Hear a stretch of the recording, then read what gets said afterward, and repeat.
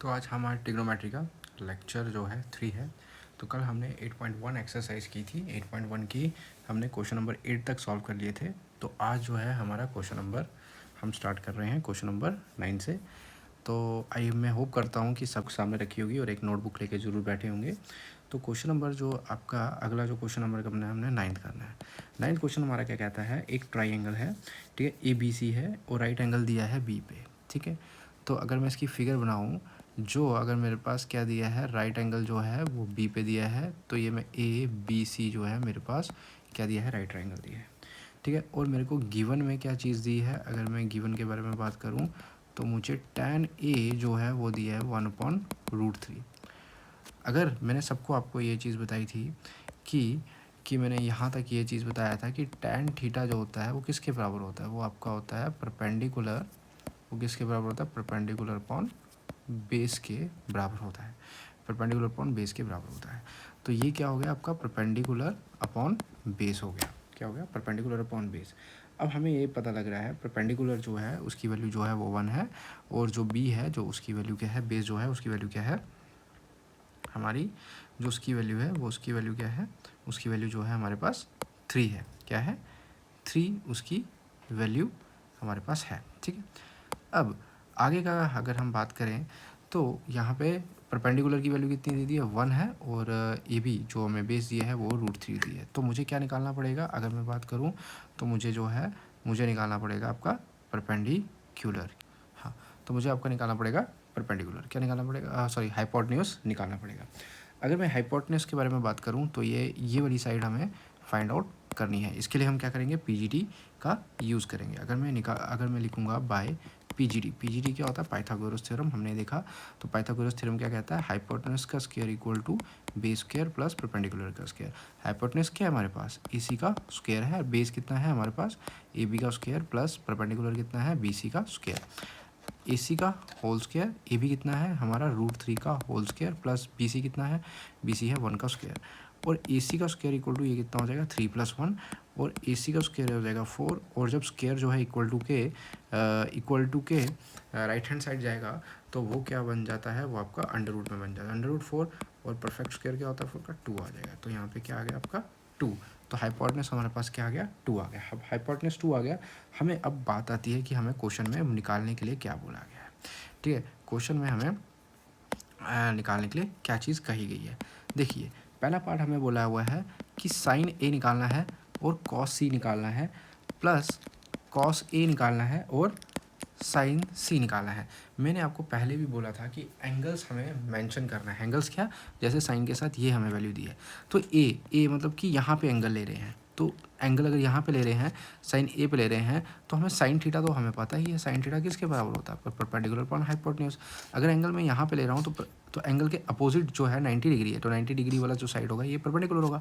तो ये perpendicular sine theta का परपेंडिकुलर कितना हुआ आपका, अगर परपेंडिकुलर कितना हुआ, मैं डायरेक्ट वैल्यू लिख रहा हूँ 1 अपॉन परपेंडिकुलर 1 अपॉन हाइपोटेन्यूज, तो 1 आ गया, हाइपोटेन्यूज क्या हो गया BC, तो 1/2 इंटू, अब मैं कॉस सी ले रहा हूँ, अब मैं एंगल बदल रहा हूँ, एंगल मतलब यहाँ पे एंगल ले रहा हूँ। अगर मैं यहाँ पे एंगल ले रहा हूँ तो एंगल के अपोजिट क्या है, परपेंडिकुलर, ये 90 डिग्री है। अगर ये 90 डिग्री है तो 90 डिग्री अपोजिट है, तो उसका जो अपोजिट साइड होगा वो क्या होगा, परपेंडिकुलर। तो अगर हम सी के रिस्पेक्ट में एंगल देखें तो सी के रिस्पेक्ट में जो है आपका परपेंडिकुलर क्या होगा, आपका ये हो जाएगा, और बेस क्या हो जाएगी, BC हो जाएगी। तो कॉस थीटा हमारे पास क्या होता है, कॉस थीटा हमारे पास एक ही चीज़ कहता है, बेस अपॉन हाइपोटेन्यूज। अगर बेस अपॉन हाइपोटेन्यूज कहता है, पर एंगल कौन सा दिया है, हमें एंगल देखना है C, तो बेस कितना हो गया 1, और 1 और हाइपोटेन्यूज कितना हो गया 2, प्लस अब कॉस ए ले लेते हैं। कॉस ए मतलब इस एंगल के बारे में बात कर रहा है, ठीक है, कॉस तो है, इस एंगल के बारे में बात कर रहा है, तो उसके अकॉर्डिंग तो बेस ही आ गया √3 अपॉन, और हाइपोटेन्यूज कितना है 2, और साइन सी अगर हम लेते हैं तो उसके रिस्पेक्ट में परपेंडिकुलर क्या हो जाएगा आपका √3 और हाइपोटेन्यूज कितना आएगा 2। अगर इनको करते हैं 1/4 प्लस यहाँ पे आएगा 3/4, 4/4, तो वैल्यू जो आएगी हमारे पास क्या आएगी 1। तो पहला पार्ट जो है हमारा, जो पहला पार्ट दिया था वो हमने निकाल दिया। सिमिलरली उसी तरह अगर मैं बात करूँ, जो इसका सेकंड पार्ट दिया था, सेकंड पार्ट कहता है कॉस ए, क्या कहता है, cos A into cos C minus sign A into sine सी, ठीक है। अगर मैं कॉस ए के बारे में बात करता हूँ, ध्यान से देखिएगा फिगर को, कॉस ए कॉस ए मतलब इसी एंगल के बारे में बात कर रहा है। तो भाई हमारे पास बेस कितना है, बेस कितना हो जाएगा, क्योंकि अपोजिट के उसके सामने ही क्या 90 डिग्री है, तो वो 90 डिग्री वाला साइड क्या हो जाएगा, परपेंडिकुलर हो जाएगा। तो बेस क्या हो जाएगा, बेस आपका √3 हो जाएगा। तो कॉस थीटा क्या होता है, बेस अपॉन हाइपोटेन्यूज मतलब कि √3/2 मल्टीप्लाई। अब आता है कॉस सी। कॉस सी मतलब इस एंगल के बारे में बात कर रहा है, तो बेस कितना हो जाएगा 1/2 कितना हो जाएगा 1/2 माइनस अगर हम साइन ए के बारे में बात करें, अगर मैं बात कर रहा हूँ साइन ए मतलब इस एंगल के बारे में बात कर रहा हूँ, अगर इस एंगल के बारे में बात कर रहे हैं तो फिर क्या हो जाएगा परपेंडिकुलर अपॉन हाइपोटेन्यूज, परपेंडिकुलर क्या ये और हाइपोटेन्यूज कितना ये, तो 1, तो ये हो जाएगा 1/2 मल्टीप्लाई। अगर साइन सी लेते हैं मतलब कि ये वाला एंगल ले रहे हैं, अगर ये वाला एंगल ले रहे हैं साइन सी का, तो परपेंडिकुलर कितना आ जाएगा √3/2। अगर आप देखो इनको तो √3/4 माइनस √3/4 माइनस ये कट जाएगा, एक प्लस की वैल्यू एक माइनस की वैल्यू, आंसर आया 0। ठीक है, तो इसी तरह हमारा जो होता है ये क्वेश्चन नंबर जो है, क्वेश्चन नंबर 8 जो है वो आपका क्वेश्चन नंबर 9 जो है हमारा सॉल्व हो जाता है। उसके बाद अगर अगला क्वेश्चन जो है हमारे पास, अगला क्वेश्चन क्या कहता है, अगला क्वेश्चन जो आता है हमारे पास क्वेश्चन नंबर 10 आता है, जो कि इस एक्सरसाइज का बहुत ही इंपॉर्टेंट और अच्छा क्वेश्चन है। ठीक है, तो अगर सबके पास बुक है तो हम क्वेश्चन रीड करते हैं। देखो हमारे पास ट्राइंगल कहता है PQR है, एक ट्राइंगल है PQR, राइट एंगल है, और राइट एंगल कहाँ पे है, क्यू पे दी है। ठीक है, अगर मैं फिगर बनाता हूँ, ये मैंने फिगर बना दी है, तो मेरे पास क्या है PQR है, और क्यू जो है वो क्या है हमारा राइट एंगल है, मैंने क्यू ले लिया राइट एंगल। ठीक है, अब चाहे मैं P यहाँ पे ले लूँ, चाहे यहाँ पे ले लूँ, ठीक है, चाहे यहाँ पे ले लूँ, अभी मैंने P यहाँ पे लिया है, तो P और ये क्यू हो गया, और ये कितना हो गया R हो गया। ठीक है, अब मेरे को क्या कहता है, क्वेश्चन कहता है कि PQ मुझे दिया है 5 सेंटीमीटर। अगर मैं PQ के बारे में बात करूँ, इस PQ के बारे में, ये मुझे कितना दिया है 5 सेंटीमीटर दिया है। ठीक है, और मेरे पास एक और चीज़ गिवन है, अगर मैं साथ साथ देखूँ लिखूँ तो मुझे क्या दिया है, गिवन क्या क्या दिया है, गिवन में क्या क्या दिया है, मुझे दिया हुआ है कि PR plus QR equal to 25 centimetre. ठीक है, अगर आप ध्यान से देखो, क्या मैं इसको ऐसे लिख सकता हूँ, PR equal to 25 minus QR। ठीक है, 25 माइनस QR। अगर मैं इसको ऐसे लिख देता हूँ तो इसके अकॉर्डिंग ये हमारा क्वेश्चन में क्या कहता है, कहता है कि जो PR की वैल्यू है, जो ये वाली PR की वैल्यू जो है ये किसके बराबर है, ये आपकी 25 माइनस QR के बराबर है, यही कहता है। और मैंने ये कर लिया। ठीक है, और QR तो मैंने एग्जैक्ट QR के नाम से ही वैल्यू ले रहा हूँ, क्योंकि QR की वैल्यू तो मुझे पता ही नहीं है। ठीक है, अब क्वेश्चन हमारा क्या कहता है, क्वेश्चन हमारा कहता है कि डिटरमाइन करो value of sine P, cos P और tan P। उससे पहले मेरे को क्या करना पड़ेगा, इनकी वैल्यू निकालनी पड़ेगी। किन किन की वैल्यू निकालनी पड़ेगी, देखिए, एक मेरे को वैल्यू निकालनी पड़ेगी आपकी QR की निकालनी है। QR की वैल्यू मुझे पता लग जाएगी तो PR की वैल्यू निकाल दूंगा। ठीक है, तो मुझे पता लग जाएगा। इसके लिए मैं क्या करूँगा, इसके लिए मैं सिंपल सा क्या हमारा स्टेप क्या होता है, PGT लगाना। तो अगर मैं PGT लगाता हूँ, PGT क्या कहता है आपका, हाइपोटेन्यूज का square equal to base square plus perpendicular का स्क्वायर। हाइपोटेन्यूज कितना है आपके पास 25 माइनस QR का होल स्क्वायर, और बेस कितना है मेरे पास QR का होल स्क्वायर, प्लस परपेंडिकुलर कितना है मेरे पास PQ का होल स्क्वायर। अगर मैं इसको ध्यान से देखो, 25 माइनस QR का whole square is equal to QR का होल स्क्वायर प्लस PQ कितना है, PQ है 5 का स्क्वायर।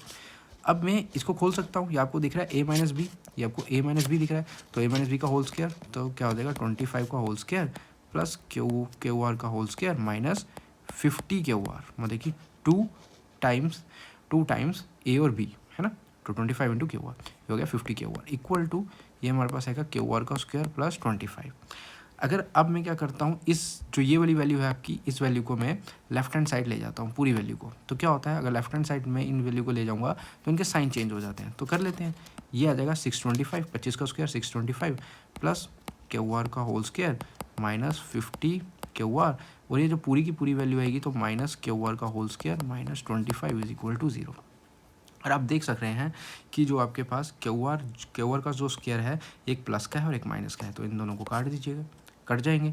पीछे आपके पास क्या बचा, पीछे आपके पास जो वैल्यू बची, अगर आप देखो 625 माइनस 25 कितना हो जाता है आपका 600 minus 50 QR is equal to 0, और minus 50 QR is equal to कितना हो जाएगा minus 600, minus minus cancel out.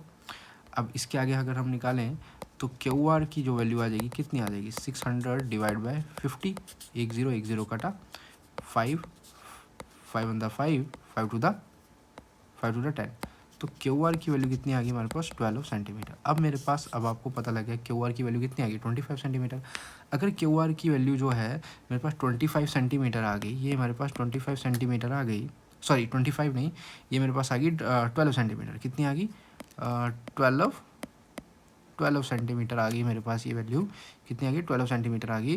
तो मेरे पास पी आर की वैल्यू कितनी आ जाएगी, पी आर की वैल्यू, अगर मेरे को पी आर की वैल्यू निकालनी होगी कितनी होगी 25 माइनस 12 कर दूंगा, कितना आ जाएगा 5 में से 2 गए 3, 2 में से 1 13 सेंटीमीटर जो है मेरे पास पी आर की वैल्यू आ गई। अब मेरे पास पी आर की वैल्यू भी कितनी आ गई 13 सेंटीमीटर आ गई। अब मेरे को देखना है कि क्वेश्चन में मुझे निकालना क्या है। ठीक है, क्वेश्चन में कहता है कि मेरे को सिर्फ क्या करना है, साइन पी की वैल्यू निकालनी है।